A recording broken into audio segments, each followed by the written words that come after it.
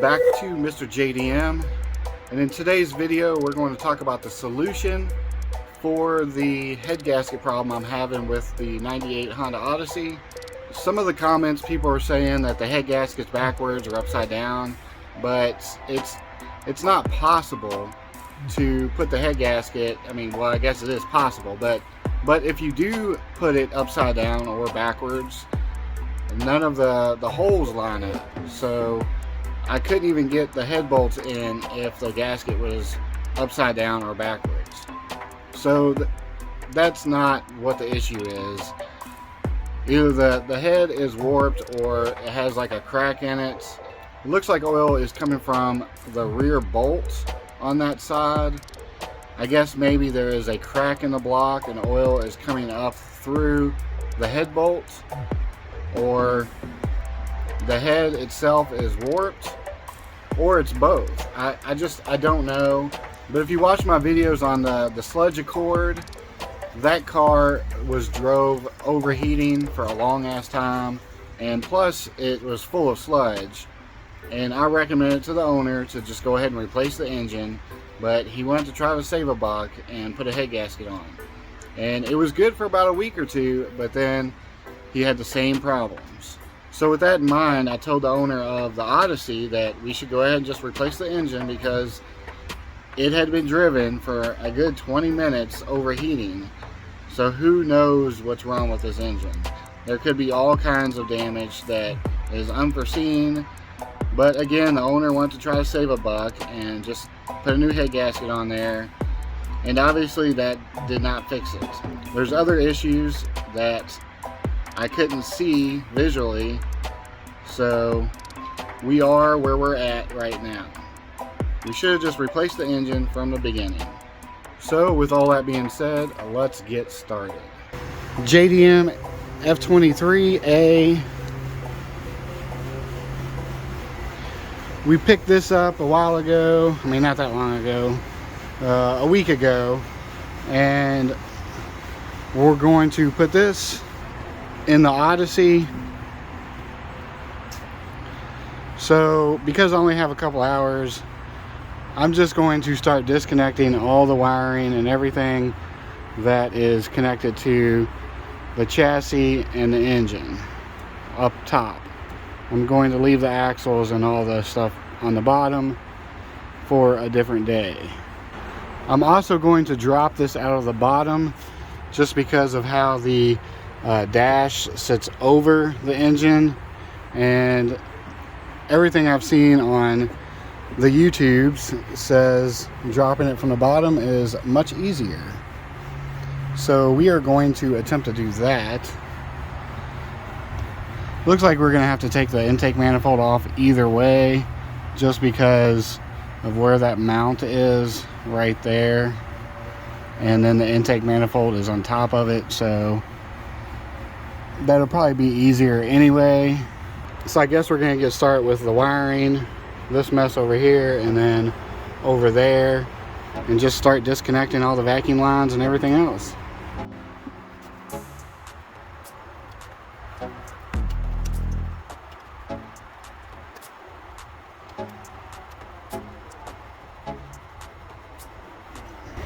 I should probably remove the battery first.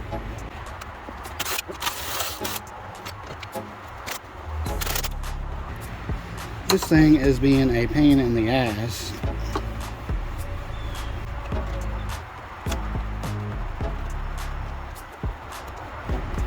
There we go.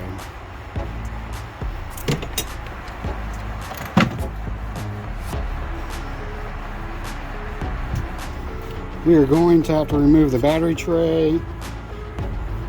So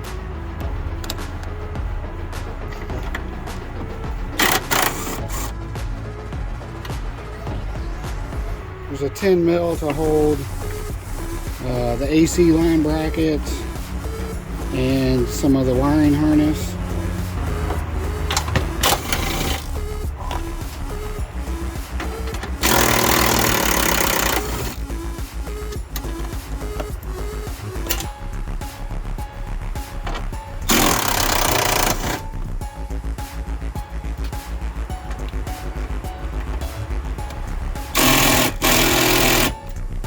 And there are 4 12 mils holding the battery tray.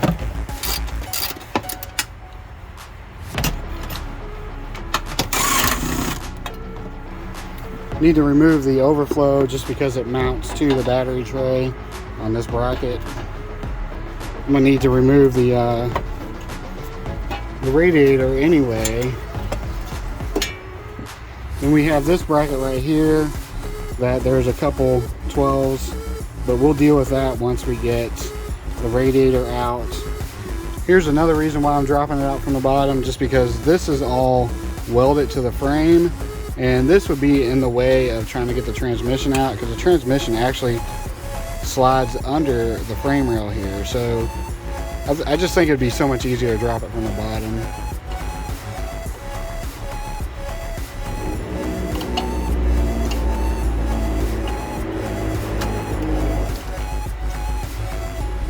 There are a couple more connectors. It looks like this wire right here goes up to the fuse box. That's going to have to be removed. That is an 8mm.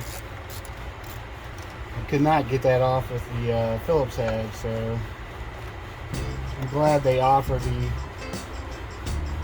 socket option. Just going to screw that back in. Alright, looks like we got one more connector, and the wiring on this side will be done.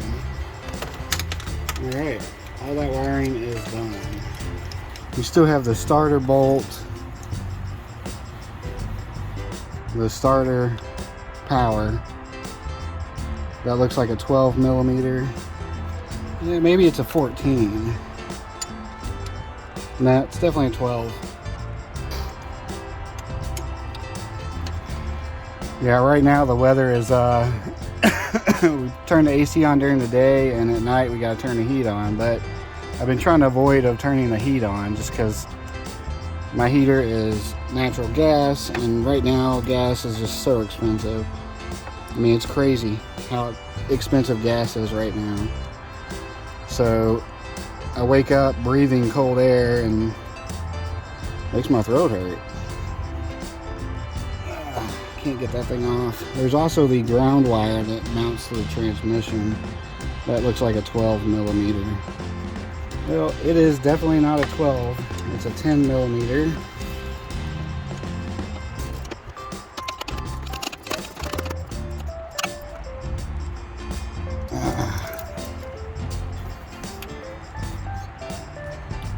I think I'm gonna have to revisit that one. I'm gonna drain the radiator. I'm gonna go ahead and drain the radiator and get the radiator pulled out with the fans. That'll give me a lot more room down in here. Alright, it's drained down enough to where I can remove the upper hose.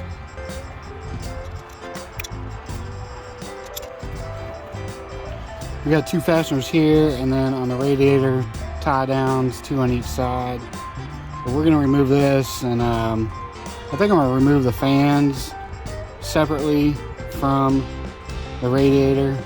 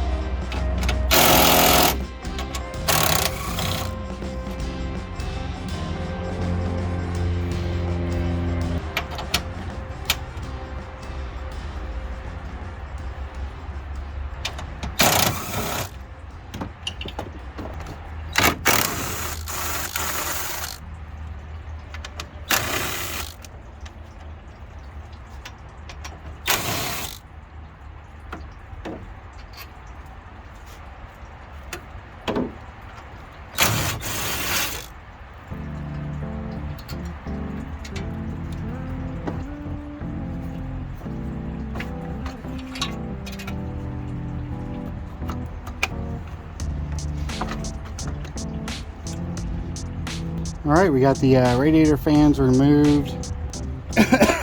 Now I have better access to get to the ground wire on the transmission.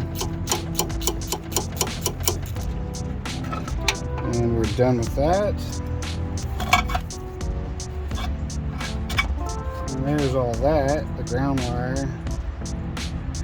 It's a little crunchy. Alright, let's get this bracket. Next, let's get this bracket right here.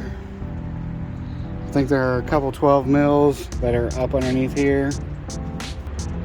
Yeah, I know you can't see nothing, but it is what it is.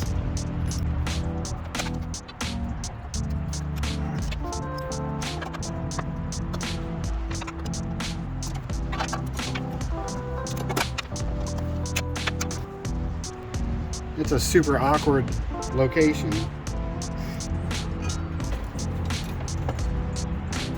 I probably could have worked around that bracket and not had to remove it, but it's 2 bolts. It makes life easier, so might as well do it.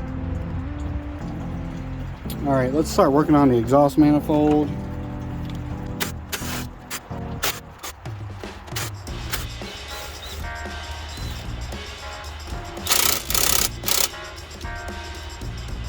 There's a 14mm bolt on the bracket that mounts the manifold to the block.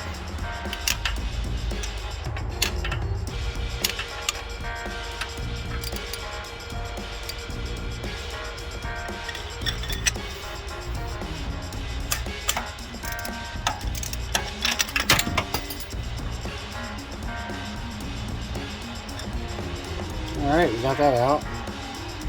Alright, let's start removing the radiator hose and the 2 transmission cooler lines.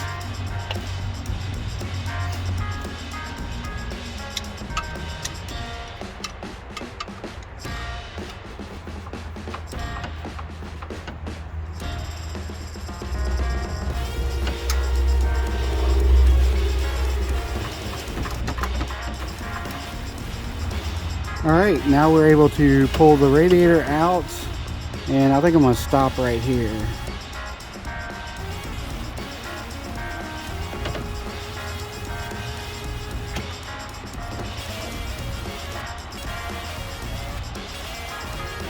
But yeah, basically when you're removing the engine, you basically just go around and look. Everything that's connected to the engine, to the frame, you just disconnect. We still have the heater core hoses, but I'm gonna deal with that once I pull the intake manifold, because it'll be much easier to access all that stuff. But as you can see, we got all the wiring disconnected. We got everything on this side disconnected, everything in the front with the exception of the exhaust. And I'm gonna remove the alternator, and I'm going to remove the AC compressor because I don't want to break the system, so I'm going to remove that and just like stick it over here and let it hang, because I don't want to mess with the AC. But I'm going to call this for today, or at least for right now, because I'm going to go make dinner.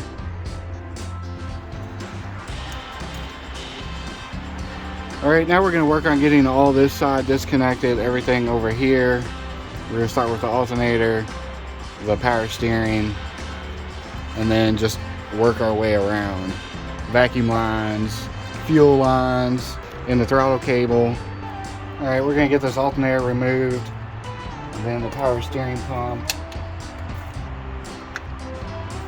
This is a 10, it looks like.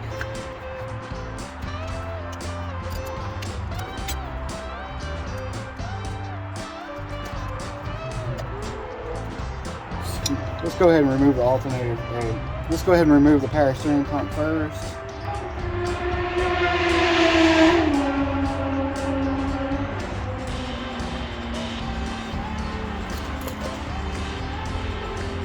Alright, we got that removed. The alternator has a tensioner down here. It's a 10 mil. But we're going to loosen this bolt over here first.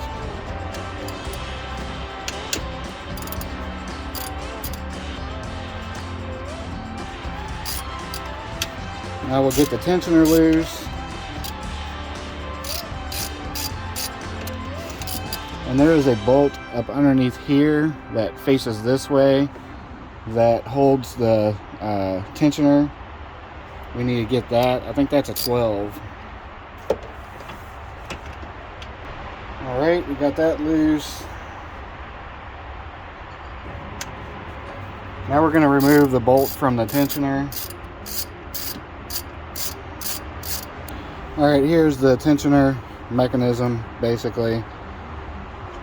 And this is that bolt that was up underneath here. So we're going to put all this back together. That way, when we go to reassemble it, we have it all together.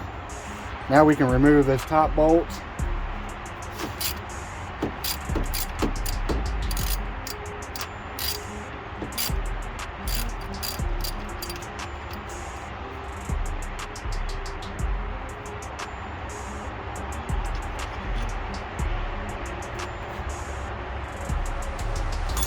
Alright, now as far as the AC compressor, I'm going to just disconnect it and push it to the side because I don't want to break the line or break the Freon.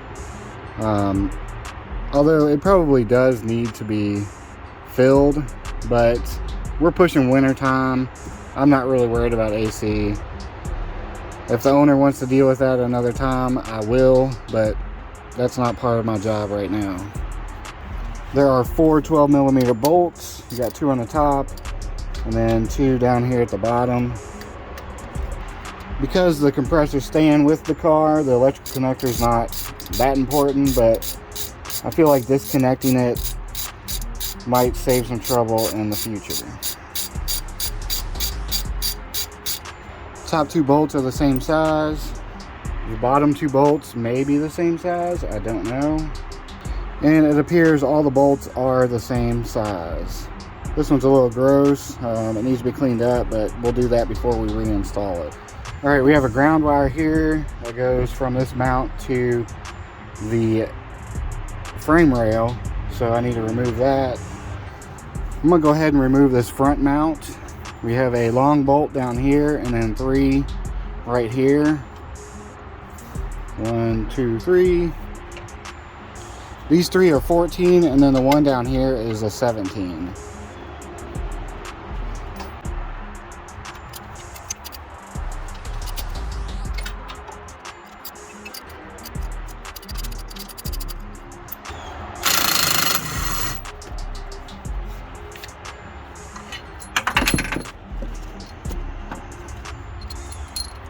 All right, we got a front mount bolt.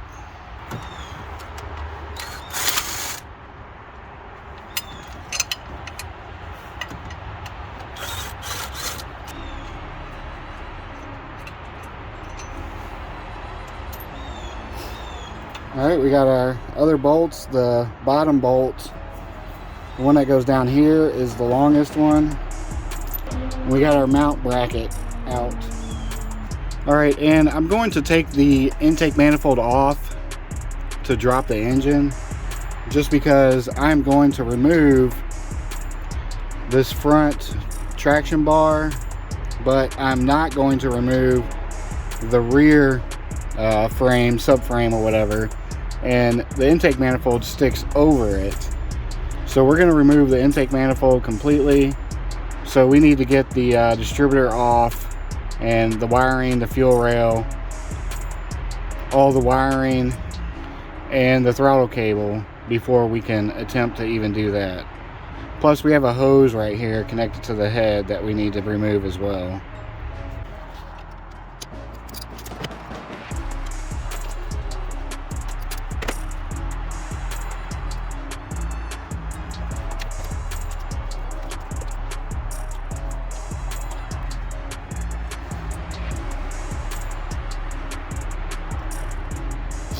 Alright, at this point, we still need to do some stuff to the intake over there. Remove the throttle cable and whatnot. But we're going to switch it up and move over to here. We're going to get the axles pulled, which means we have to remove the lower ball joint so we can pop the steering knuckle up and obviously remove this nut right here, and then we can slide the axle out. We probably have to remove the fork as well. That way we can just pull the whole axle completely out. That way they're not hanging and they won't be in the way when we pull the engine. We'll also have to take the outer tie rod off, so this thing will raise up and down. We probably don't have to, but I'm going to. So I've done this many times before. We got to pull the cotter pin and then unbolt this. And I've got the pickle fork you wedge in between the lower control arm and the ball joint, and then you just hammer it until it finally pops.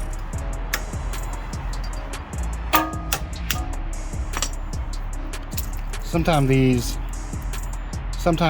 these cotter pins are a pain in the ass to get out.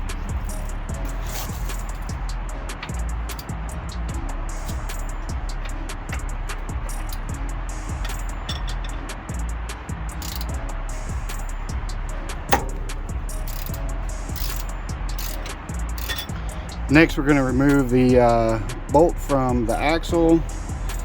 It has been staked, so you want to get a little screwdriver in there and try to bend it out. But I'm just going to unscrew it because that's what I normally do.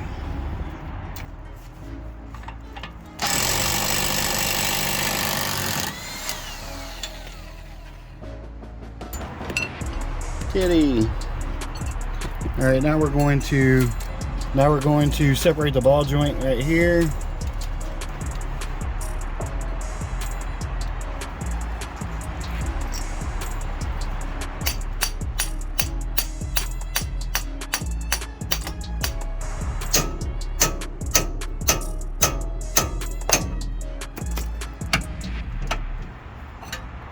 All right, we got that loose. Now we can lift this up and pull the axle out, hopefully.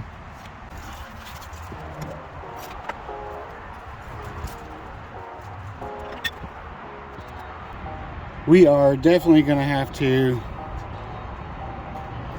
remove the fork. Just unbolt this bolt right here.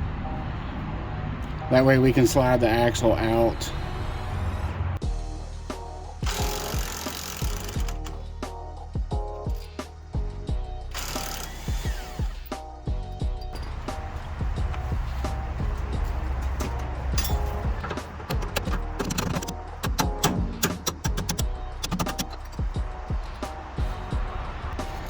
Now we need to get up in there and pop the axle out of the, there's like a half shaft that bolts to the back of the engine and then goes into the transmission. And then you have your CV axle that goes into that little half shaft. So now we need to pop it free from the half shaft, and then we should be able to drop the axle.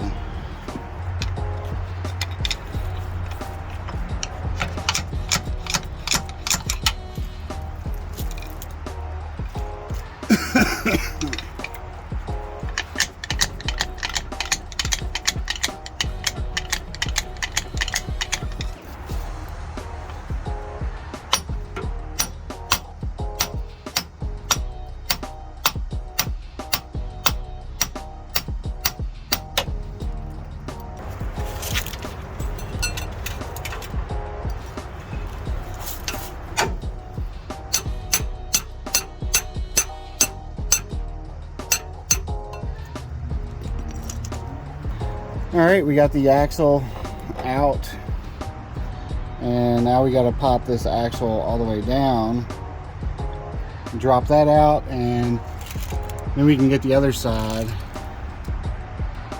The other side won't be as hard.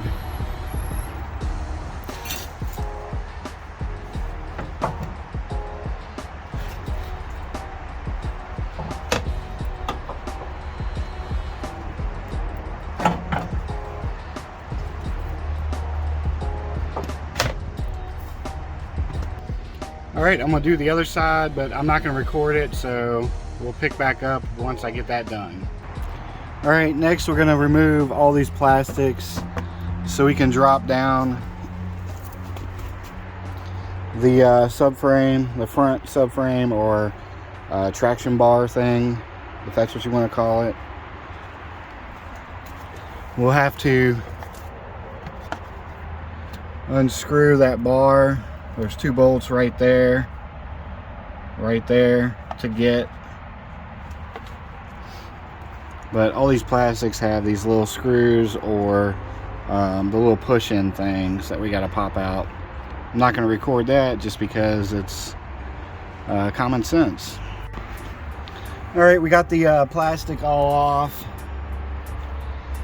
We're going to work on getting these bolts down here removed so we can get the whatever these things are called, I forget what they're called, and then we can unbolt the front subframe.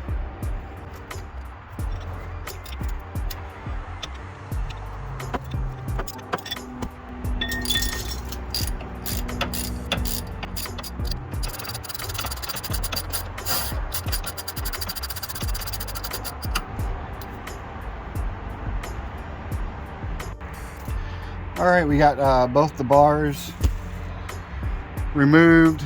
Now we need to remove this right here. There's 3 here, and I think there's 3 up underneath there. And then we can do the 2 here and the 2 over there.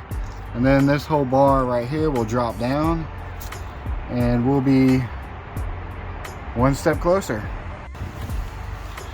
All right, there are only 2 14 mils back here, and then we got the 3 up here. So we'll go ahead and get those 2. We need to get the exhaust flange as well. We got to get this taken off. All right, we got our exhaust bolts off, and then we got that bar that attached up here and went to there.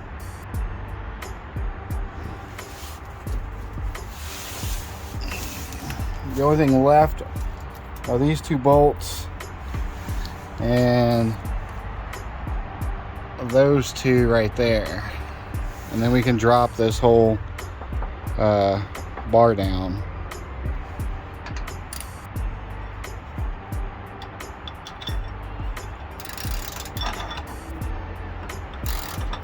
Jeez, those things weren't even tight.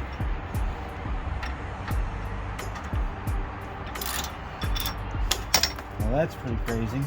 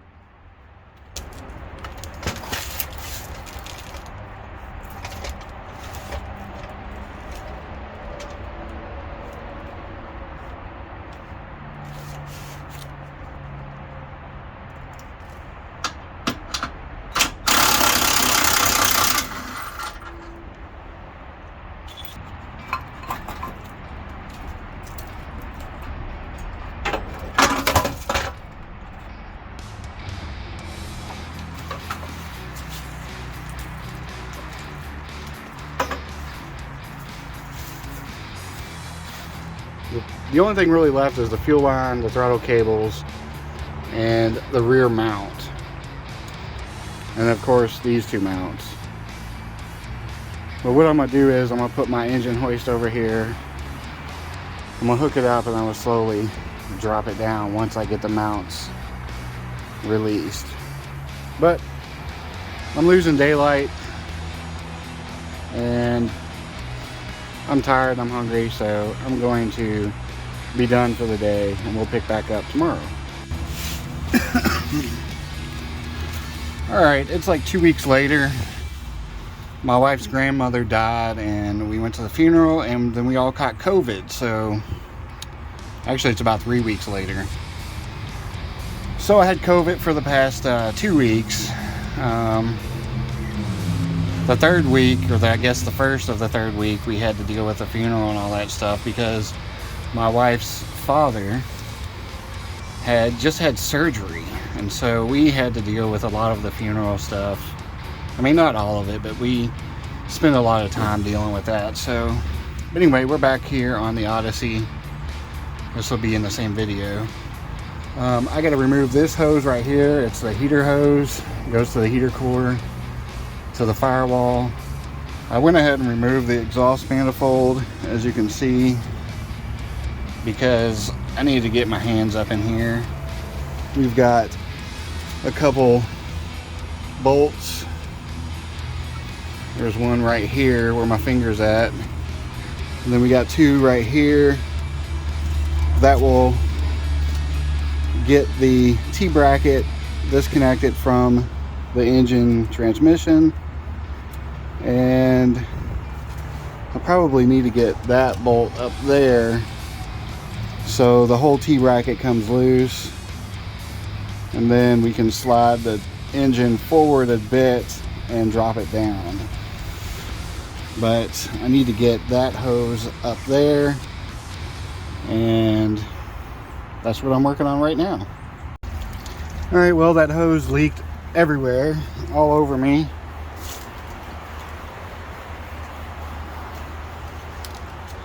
So that fucking sucked.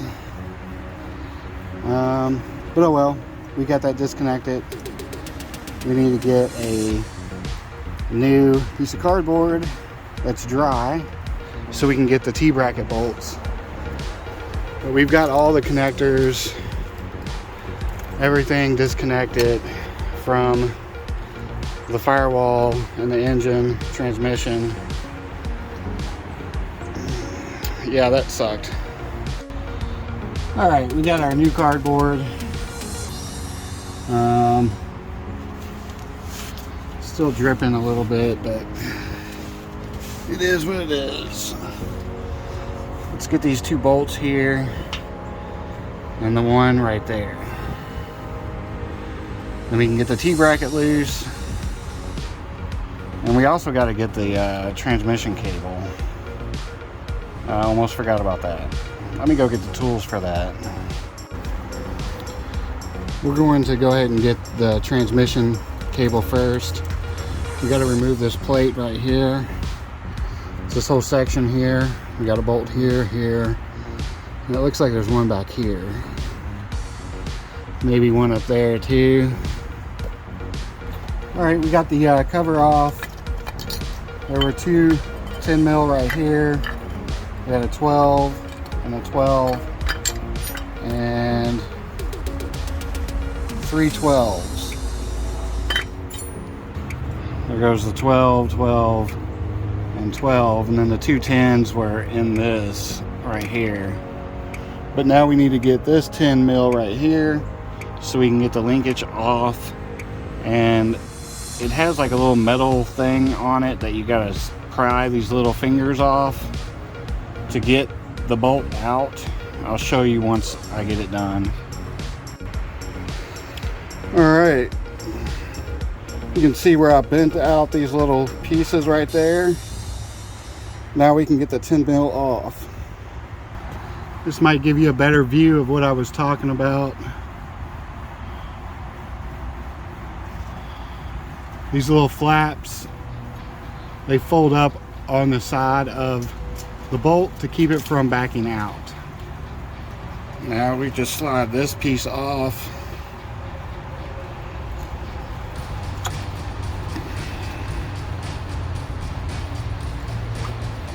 And there we go. That's it. Alright, let's get the T-bracket bolts. Alright, we got the engine mostly disconnected at this point. We just need to get this mount and this mount. But we got to get something up underneath it. I think about bringing my cherry picker over here and just lowering it down. me figure out what I'm gonna do here. Alright, here's the plan. I'm gonna lift the car up, remove the jacks, I'm gonna lower it, set the engine on this thing, unbolt the 2 engine mounts, and then jack the car up, and hopefully the engine stays.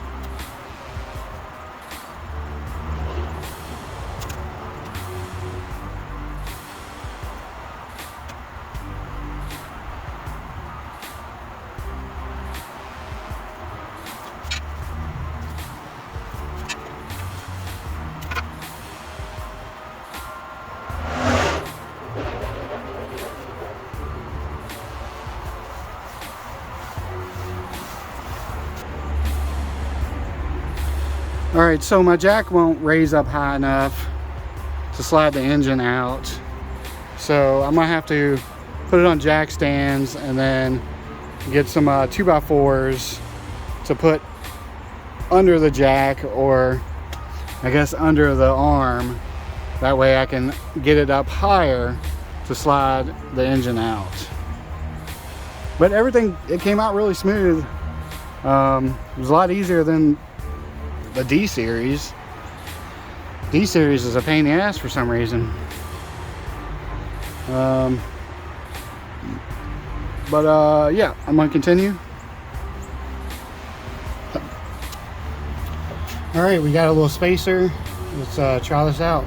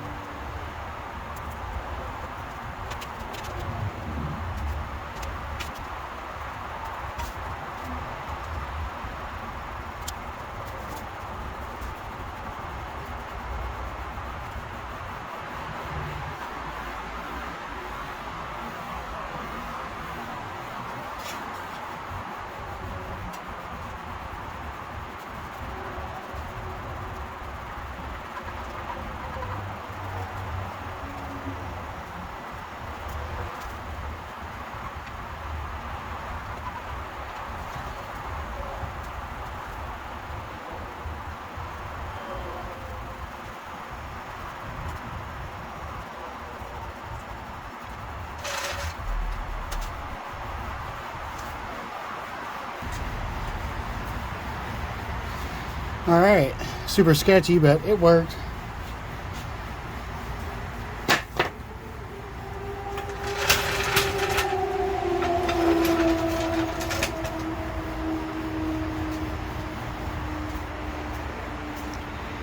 All right, we got the engine out. A couple of recommendations I would say is to remove this bracket, because this thing was getting close to the AC condenser. Look at that shit. What the fuck? That's weird. And there's a big nick out of that. Huh. Oh well. We are going to replace the whole engine anyway. We got the engine out. The intake manifold was hitting on this. You might want to unscrew this and remove it, possibly. And then that bracket was hitting like right here.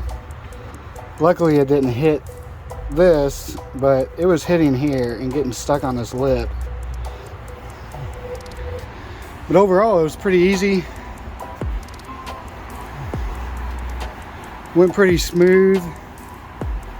There's a couple things I gotta do. I'm gonna put this intake manifold on that one just because this has cruise control on the throttle body, whereas this one does not. And this one does not have the oil cooler, whereas the US version does. So we're going to swap that. And that's probably it. The water pump is new, the timing belt is new, the tensioner is new. So we're going to swap all that over there. We're going to replace the front main seal and the rear main seal. That pretty much sums up what we're going to do in the next video. Alright, so we got that done finally, 3 weeks later. If it wasn't for COVID, this job would be done 2 weeks ago. But in the next video, we're going to swap the transmission, the front and rear main seal, the timing set, the intake manifold, and the oil cooler. I hope this video helps. I hope I included all the details to answer all your questions. Please hit that subscribe button. I'd really appreciate it. And while you're at it, hit the thumbs up or thumbs down, whichever one. And I will see you all in the next video.